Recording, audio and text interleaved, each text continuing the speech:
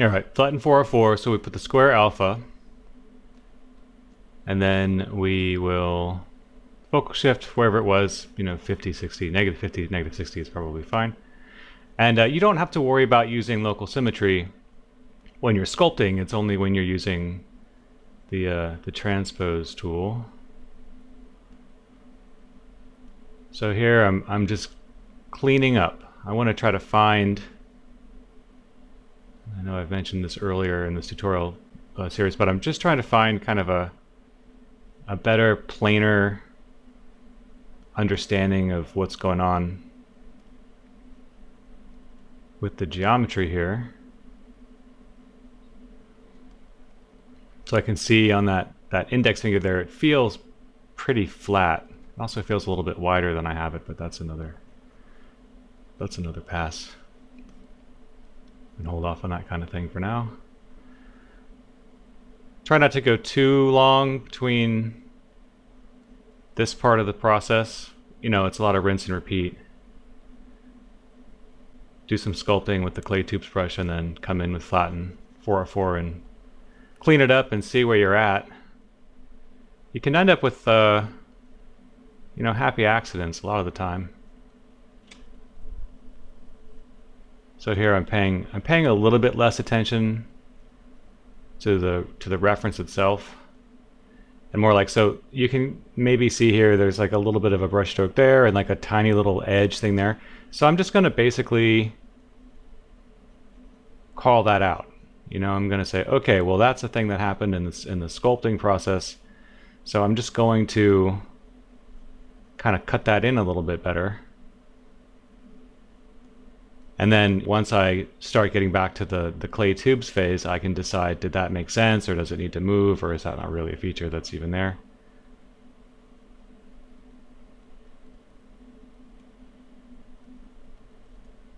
But like, I probably chewed this down at some point, looking at the reference somewhere, and now I'm just going to come in and use that very gestural quick thing there to help me decide where I'm going to get a planar change.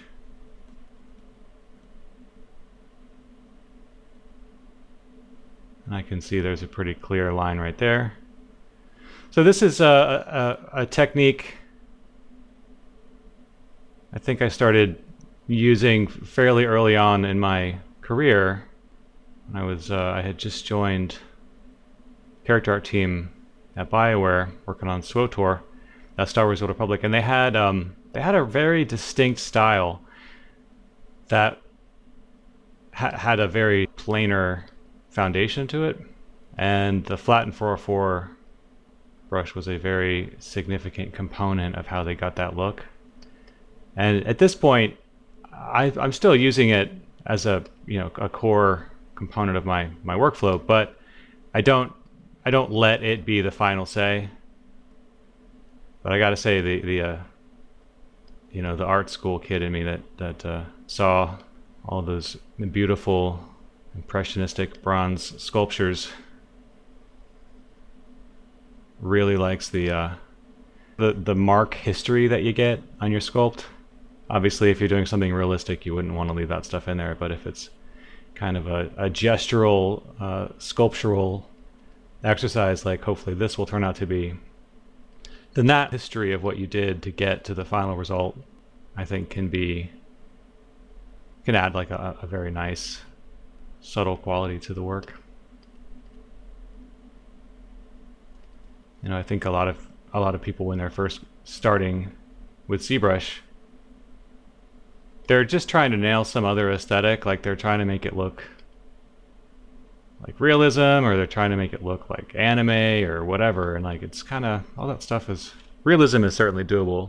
Some of the more cartoony stuff is obviously a little bit more tricky because you're converting either vector art or pen and ink or something to polygons. Some things are just a little bit more challenging with ZBrush because of the kind of geometry that you're dealing with. But if you're trying to get like a cool sculptural vibe, ZBrush is definitely the way to go. So you can see here very quickly, another 5.5 minutes. Got this thing. I just used Flatten here. It's pretty much in that scenario, it's going to give you similar results as the clay tubes. Set to negative.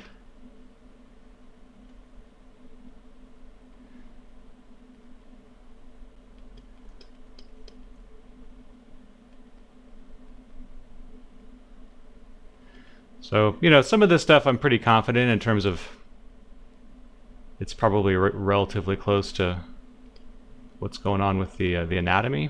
And even though I just spent 5 minutes talking about cool sculptural stylization, ultimately everything needs to be informed by, at least in this project, by the anatomy. Alright, so I can see I've got some issues here where it's like kind of bulgy on this side and it's kind of deflated on this side. I'm resisting the temptation to solve each problem that I encounter as I encounter it, because I kind of want to try to create for you guys a cohesive narrative here around what this process should look like. Alright.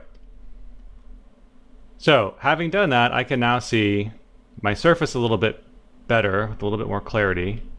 Understand this area here obviously needs a ton of work because there's nothing really going on in the sculpt, but there's like a lot happening in the actual hand itself with regard to these big tendons and these divots and,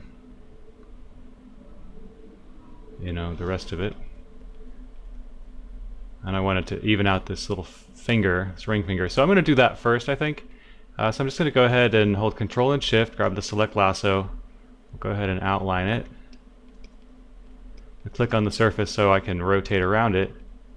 Whoops, looks like I just hit the wrong button there. I'm not sure if I want to be adding any steam gears to my hand. So Z intensity is set to a reasonable value of 15. So I'm just going to reduce that a little bit. And let's see if we can get any meaningful information here from the reference. This image here is actually going to be pretty useful. So I'm going to tap the Z key, flip it horizontally, zoom in, tap the Z key again, and that's going to be over here, this side. So there's like this level of detail, like the you know, the stretching of the skin. That's gonna need to wait a little while longer because like I obviously still have a significant amount of sculpting that I need to do over here, but I can still learn a decent amount. Like for instance, I probably need to add a little bit more volume here at the base of the finger to kind of get that little bulge. Also, it just looks generally a little bit thicker than what I have.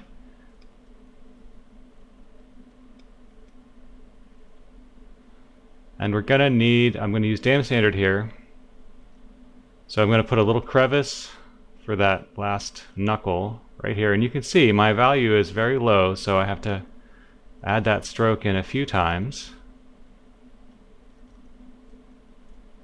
And now I'm gonna use the clay tubes brush to mound up a little bit of tissue above it, just to kind of get that. And you can see it's all very subtle. Looks like this part might need to come down just a little bit further. And then there's going to be another little kind of pile right here. You got to make sure that crevice goes all the way. It doesn't go all the way up here, right? I mean, there is something happening here, some more knuckly stuff, which I will throw in with this clay tubes.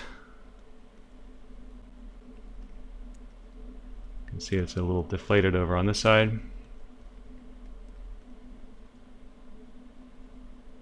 And it might even need to be bent out a little bit further. I'm kind of looking at that angle there.